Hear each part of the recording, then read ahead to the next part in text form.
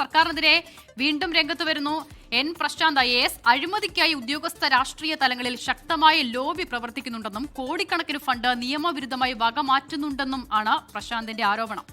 തനിക്കെതിരെ എല്ലാ നടപടികളും മുഖ്യമന്ത്രി അംഗീകരിച്ച് ചെയ്തതാണെന്നും എൻ പ്രശാന്ത് 24നോട് പറഞ്ഞു. ബി അശോകിനെതിരെ അടക്കമെടുത്ത നടപടികൾ നിയമപരമായി നിലനിൽക്കില്ല.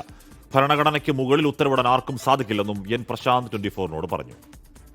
ഇപ്പോൾ എൻ പ്രശാന്ത് IAS കൂടി 24നൊപ്പം ചേരുകയാണ്. സർ, ഈ കഴിഞ്ഞ ദിവസങ്ങളിൽ വീണ്ടും അത് ചർച്ചയാവുകയാണ്. സർക്കാരിനെതിരെ വലിയ വിമർശനങ്ങൾ ഉന്നയിക്കുകയാണ് സിവിൽ സർവീസ് ഉദ്യോഗസ്ഥർ. അത് തുടരും എന്ന് തന്നെയാണ് സാറും പറയുന്നത്.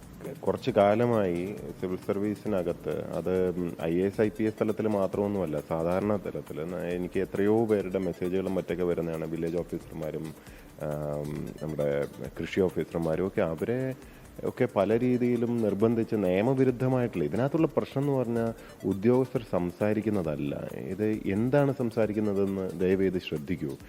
ഇവരെല്ലാവരും ക്ഷമ നശിച്ച് ഇനിയൊന്നും എന്താ പറയുക, ഇനി ഇതിൽ കൂടുതൽ ക്ഷമിക്കാൻ പറ്റില്ല എന്ന് വരുമ്പോഴാണ് ഇവരൊക്കെ സംസാരിക്കുന്നത്.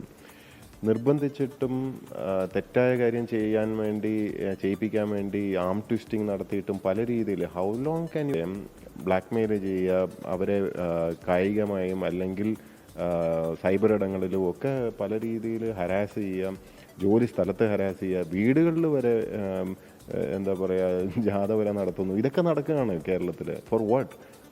അവരുടെ ജോലി ചെയ്തതിന്. തൽക്കാലത്തേക്ക് ഭരണം ഏൽപ്പിച്ച് കിട്ടുന്ന വ്യക്തികൾ, ജനാധിപത്യത്തിൽ തിരഞ്ഞെടുക്കപ്പെട്ട് വരുന്ന വ്യക്തികൾ, അവർ കാണിക്കേണ്ട ഒരു മര്യാദയുണ്ട്. അവർ പ്രതിനിധാനം ചെയ്യുന്ന രാഷ്ട്രീയ കക്ഷിയുടെ കാഡറിൽ പ്രവർത്തിക്കാനല്ല സർക്കാർ ഉദ്യോഗസ്ഥരുള്ളത്. സാധാരണഗതിയിൽ ഇത്രയ്ക്ക് ഇമോഷണലായിട്ടൊന്നും സംസാരിക്കാത്ത വ്യക്തിയാണ് ഡോക്ടർ ബി അശോക്. അദ്ദേഹം പോലും പൊട്ടിത്തെറിച്ച് സംസാരിക്കുന്നുണ്ടെങ്കിൽ മനസ്സിലാക്കുക കാര്യങ്ങൾ അത്ര പന്തിയല്ല. നിയമവും ചട്ടങ്ങളുമാണ് ഞങ്ങൾ അനുസരിക്കുക, അല്ലാതെ മുകളിലിരിക്കുന്ന ഒരാൾ രാജാവിനെ പോലെ ആക്രോശിച്ചാലും ഞങ്ങൾ അനുസരിക്കുകയൊന്നുമില്ല. അങ്ങനെ അനുസരിപ്പിക്കാൻ ശ്രമിച്ചിട്ടും കാര്യമില്ല. ഞാൻ ഒരു വർഷം മുമ്പേ പറഞ്ഞതല്ലേ, ഇവിടെ ഒരു ശക്തമായിട്ടുള്ളൊരു ലോബി പ്രവർത്തിക്കുന്നുണ്ട്. പല രീതിയിലുള്ള കാര്യങ്ങൾ നടത്തിയെടുക്കാനും കോടിക്കണക്കിന് രൂപയുടെ പ്രോജക്റ്റും മറ്റുമൊക്കെ അനാവശ്യമായിട്ടുള്ള പ്രോജക്റ്റുകൾ എന്ന് വെച്ചാൽ തീർത്തും അനാവശ്യം, ജനങ്ങൾക്ക് യാതൊരു ഉപകാരമില്ലാത്ത കാര്യങ്ങൾക്ക് നമുക്ക് ഇത്രയും സ്കേഴ്സ് ആയിട്ടുള്ള ഫണ്ട്സ് ഡൈവേർട്ട് ചെയ്യുമ്പം നമ്മൾ ഫയലിൽ അത് എഴുതാൻ പോലും പാടില്ല എന്ന് പറയാം. എഴുതിയവരെ ശിക്ഷിക്കുക. SC/ST ഡിപ്പാർട്ട്മെൻറ്റിനകത്ത് എത്രയോ കോടി രൂപയുടെ ഫണ്ട് വകമാറ്റുന്നതും അഴിമതിയും ഞാൻ ഫയലിൽ എഴുതി രേഖപ്പെടുത്തിയിട്ടുണ്ട്. അതിൽപ്പെട്ട ഒരു ഫയൽ ഇന്നത്തെ ചീഫ് സെക്രട്ടറി ആയ ഡോക്ടർ ജയതിലക് ബാക്ക് എൻഡിൽ നിന്ന് ഈ ഓഫീസിൽ നിന്ന് പുൾ ഔട്ട് ചെയ്തിട്ടുണ്ട് നിയമവിരുദ്ധമായിട്ട്. ഒരു തിരഞ്ഞെടുക്കപ്പെട്ട ഒരു സിസ്റ്റത്തിനകത്തുള്ള മുഖ്യമന്ത്രിയുടെ സ്ഥാനത്തിരിക്കുന്ന ഒരു വ്യക്തിയെ ഞാൻ അനാവശ്യം എന്നല്ല, ആവശ്യമുണ്ടെങ്കിൽ പോലും ഞാൻ പറയാതെ വിടുന്നതാണ്, പോട്ടെ എന്ന് വെച്ചിട്ട്. കാരണം വന്നു പോകുന്നവരാണ് ഇവരൊക്കെ. 7ഓളം ഡിസിപ്ലിനറി ആക്ഷനാണ് എനിക്കെതിരെ ഡോക്ടർ ജയതിൽ കിട്ടിയിരിക്കുന്നത്. ഇത് ഓരോന്നും മുഖ്യമന്ത്രി തന്നെ അപ്രൂവ് ചെയ്തതാണ്. അപ്പോൾ ഇതിനകത്ത് ഈ ചീഫ് സെക്രട്ടറി ഒറ്റയ്ക്കങ്ങ് ചെയ്തു എന്ന് വിശ്വസിക്കാൻ മാത്രം നമ്മളുകാരും മണ്ടന്മാരൊന്നുമല്ല. അവനവൻ്റെ പൊസിഷനിൽ നിന്ന് മര്യാദയ്ക്ക് നിന്നാൽ റെസ്പെക്റ്റ് കിട്ടും. കറണ്ട് കട്ടുണ്ട്, ലോഡ് ഷെഡിങ് ഉണ്ട്, ഇതൊരു വസ്തുതയാണ്. നമ്മുടെ വീട്ടിൽ പക്ഷേ അച്ചടിച്ച് വരുന്ന ബില്ലിനകത്ത് പറയുന്നു ലോഡ് ഷെഡിങ് ഇല്ലാതായിട്ട് എത്രയോ വർഷമായെന്ന്. നമുക്ക് സാമാന്യ ബുദ്ധി എന്ന് പറഞ്ഞൊരു കാര്യമുണ്ട്. സർക്കാരിന് കള്ളം പറയാൻ ഒരു അവകാശവുമില്ല.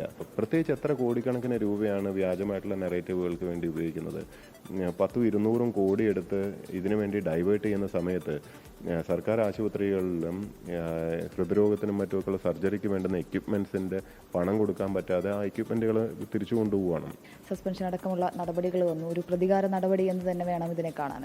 സത്യം പറയുന്നതിന് നടപടിയെടുക്കുക എന്ന് പറഞ്ഞു കഴിഞ്ഞാൽ ഇറ്റ് വിൽ നോട്ട് സ്റ്റാൻഡ്. ഒരു കോടതിയിൽ നിൽക്കാനൊന്നും പോകുന്നില്ല. ഭരണഘടനയ്ക്ക് മേലെ ഉത്തരവൊക്കെ ഇടാൻ മാത്രം കേരളത്തിൽ ആരും ആയെന്ന് എനിക്ക് തോന്നുന്നില്ല. ഷിജു ചവറയ്ക്കൊപ്പം ലിഡിയ ജേക്കബ്, 24 കൊച്ചി.